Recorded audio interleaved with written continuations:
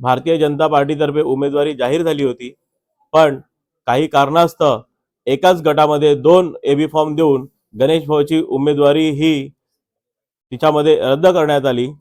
तर गणेश भाऊनी जो फॉर्म टाकला आहे तो कोणत्याही प्रकारे गणेश भाऊनी वापस घेऊ नये आणि आम्ही जे वर्षानुवर्ष जी भारतीय जनता पार्टीसाठी आणि आमच्या महाकाली प्रभागासाठी जे सेवेचं काम केलं आहे, जो सेवाधर्म निभवला आहे, त्या सेवाधर्माला कंटिन्यू करण्यासाठी पुन्हा ताकदीने समोर नेण्यासाठी आम्ही गणेश भाऊला अपक्ष उमेदवार उभा राहण्यासाठी इथे सर्व जनतेने एकत्र येऊन गणेश भाऊला प्रोत्साहित करण्यासाठी आम्ही इथे आलो आहे।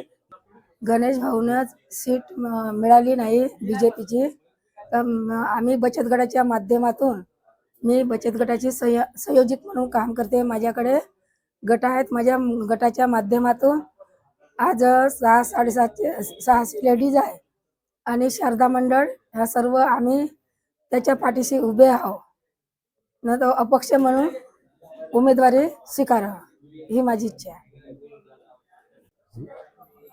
श्री गणेशजी रामगोंडेवार यांनी अपक्ष फार्म जो आमच्या प्रभाग 12 जो भरला आहे, त्यांना आमच्या सर्व वार्डाच्या जनतेने त्यांना पाठिंबा दिला आहे आणि त्यामुळे गणेश भाऊना जे बीजेपीने जे सीट नाकारली, त्यामुळं आम्ही हे सगळं आमच्या प्रभागातील महिला मंडळ, पुरुष मंडळी आम्ही त्यांच्यासोबत आहे आणि गणेश रामगोंडे विजयी करण्याचे आम्ही आवाहन करतो।